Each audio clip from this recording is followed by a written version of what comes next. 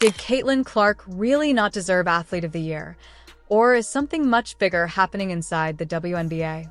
Because in the past few days, a shocking controversy has exploded after Washington Mystics owner Sheila Johnson questioned why Clark was singled out for one of the biggest honors in sports. And then, Ben Shapiro stepped in, firing back with a response that has now gone viral across sports media. But this isn't just about one award. This is about recognition, rivalry, and the future of the entire league. But one of the bizarre controversies of the last week is Caitlin Clark, who is the WNBA's only nameable star. Here, for example, is WNBA team owner Sheila Johnson. Here she is, ripping Caitlin Clark and the fan base for liking Caitlin Clark, saying it's only because Caitlin Clark is white. It all started when Sheila Johnson publicly questioned the decision to name Caitlin Clark as Athlete of the Year, suggesting that the spotlight should have been shared across the league. Her argument? That focusing on one player could create division and overshadow the many talented athletes across the WNBA. But that statement immediately sparked backlash. Because for many fans, Caitlin Clark isn't just another player. She's the biggest driving force the league has seen in years.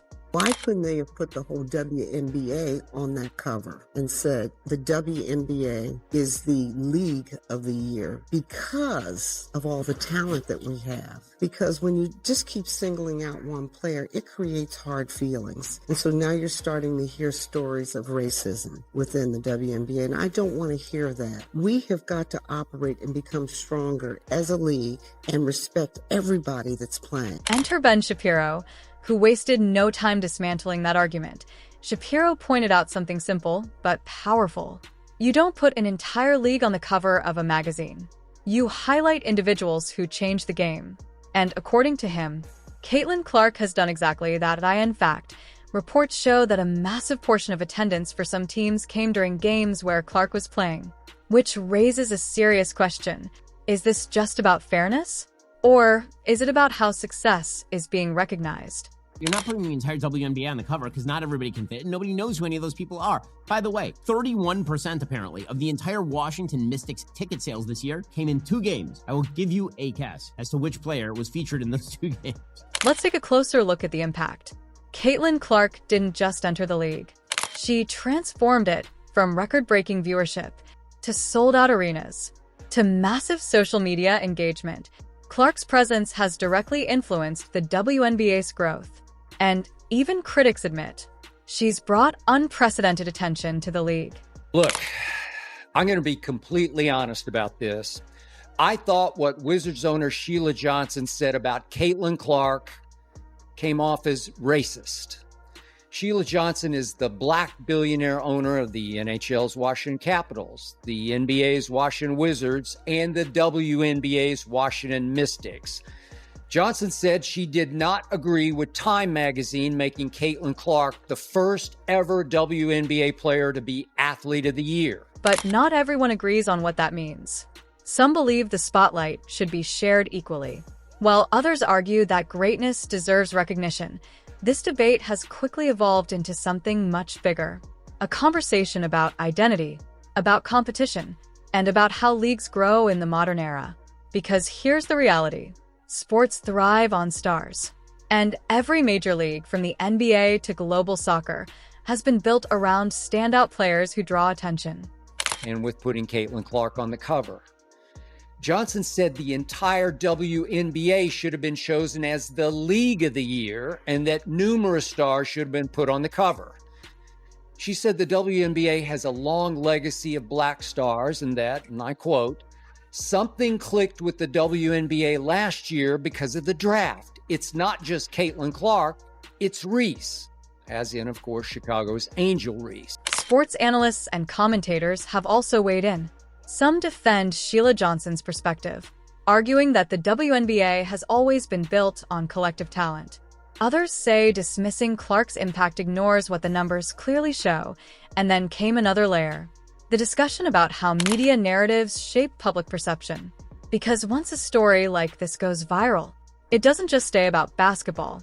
Johnson said, and I quote, "There's so much talent out there that's unrecognized, and I don't think we can pin it on just one player. When you single out one, it creates hard feelings," end of quote. Johnson said, what's been happening to black players on social media, and I quote, has got to stop, in that, and I quote again, this division of racism is going to tear us apart, end quote. This controversy highlights a deeper challenge. The WNBA is growing rapidly, but it's still defining its identity. Should the league focus on promoting individual superstars or emphasize the collective strength of its players? Because the answer to that question could shape the league's future. Johnson is saying to me, the majority of WNBA players are black and have always been black, that basketball belongs more to black players than to white, and that it's not healthy for the league to have a white player featured as Athlete of the Year on the cover of Time. Now, I'm pretty sure if WNBA MVP A'ja Wilson had made the cover of Time as Athlete of the Year, Johnson wouldn't have had any problem with that. Just not the white girl. Through all of this, Caitlin Clark herself has remained largely composed. No major public backlash. No emotional statements. Just basketball. And that approach may be part of why her popularity continues to grow. Because in a moment filled with noise, she's letting her performance speak. This person put this on as a quote to this video. Sheila Johnson's worth $850 million, and she doesn't put a penny back into the neighborhood she comes from. Very interesting. She doesn't even come back to her high school to show little black girls that they can become her. My little cousins go to the same high school. They don't even know she exists. Very interesting indeed. So, what does all of this mean? This isn't just a disagreement between personalities. It's a turning point for the WNBA, for its players, and for how greatness is recognized. Because whether you agree with Sheila Johnson or side with Ben Shapiro, one thing is undeniable. Caitlin Clark has changed the conversation, and the league may never be the same again. The league has always been woke, has always had an agenda. The league and the sports media, the establishment sports media that is, and they're surrogates. Always. And they pride themselves. But since Caitlin Clark stepped into the waters with the Time magazine interview, it's almost like you're gonna see more people, more comments, more demands. You're gonna see it's gonna be less and less about basketball, what you want to see, and it's gonna be a whole lot of this stuff, because it's like she ripped off another layer of the onion, and this one is a big one. And so now people feel like they can just go all in with. But this, of course, is the Mystics owner that said that Caitlin Clark should give up her Time magazine award and give it to the entire WNBA. Of course, that has now become a running joke, and the mother of all community checks came down here and nailed her. 31% of Mystics' total home attendance for the 2024 season came from the two games versus Caitlin Clark and the Fever. It's important that we say, you know what? You want to go all in?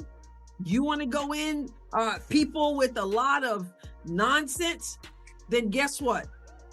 We're going to go in too, and we're going to expose the nonsense for what it is. A lot of times, like you, we're just like, we just want to let's just play basketball.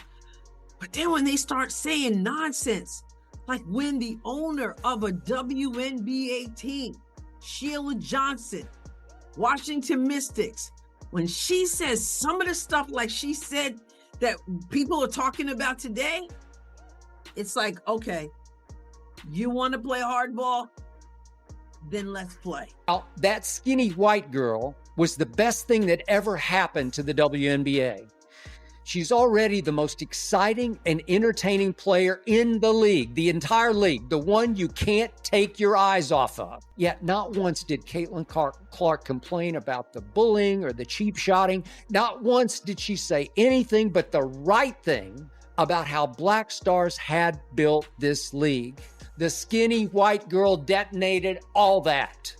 Yes, she brought a lot more white people through the turnstiles, but surely Sheila Johnson doesn't care what color her customers are, does she? Ready for the ultimate irony about what Sheila Johnson said about Caitlin Clark? Last season, for Caitlin Clark's 2 visits to Washington, the Mystics moved the games from their little home arena, which seats a little under 5,000, to the Wizards arena, which officially seats 20,356. And thanks to Caitlin Clark, Sheila Johnson's Mystics drew the WNBA's biggest crowd of the year and the WNBA's 3rd biggest crowd of the year. Oh, we saw Sheila Johnson, the odd, weird, whatever you want to call, very rich because, well, she married well, divorced him, and then started stooping the divorce judge with her $500 haircut, her necklaces, her pantsuit. Oh, my God. Talking about how Caitlin Clark shouldn't have been on the cover of Time magazine. It should have been the whole league. A big fan of Sheila Johnson. I know Sheila very well. She is a great role model, leader, owner, a terrific, successful, wonderful person. I have no idea why she said what she said. It is of course, the player, the athlete of the year, and it's not the league of the year or the team of the year. Caitlin Clark deserves that. Ownership of the WNBA, the commissioner of the WNBA said, look, let's help these ladies out. Let's give them a place to play. So it's the worst business decision ever. If you watch Yellowstone, selling the land for $1.25 per acre, not a great land deal. Where the worst business deal in the history of business deals is the NBA supporting the WNBA. That's who made the league. The women, the African-American or white, doesn't matter. Women of the WNBA didn't make shit. Nothing. Zip. Zero. And Sheila Johnson knows that. Women never like to see other women in sports succeed. My wife said that very clearly. And all we do is see that the level of jealousy. What about me? Think about me. You know, I've said all along, Caitlin Clark's got to be Gandhi, Martin Luther King, Tiger Woods, and name a white guy. I don't know, Joe Namath, all wrapped into one. A woman like Sheila Johnson has the audacity, as Christine Brennan just pointed out, the audacity to question Caitlin Clark when, in fact, Sheila Johnson had to move games. 4,000 to 20,000. Think of the money Caitlin Clark made Sheila Johnson. They only came in there twice, but she was 31%, damn near a third of all the attendance that the Mystics had the entire year. What exactly did the women of the Mystics build? I'll hang up and listen. What exactly did Sheila Johnson and whatever woman plays for the Mystics, what exactly did they build?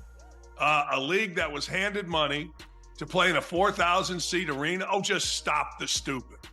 Just stop the incredible stupid.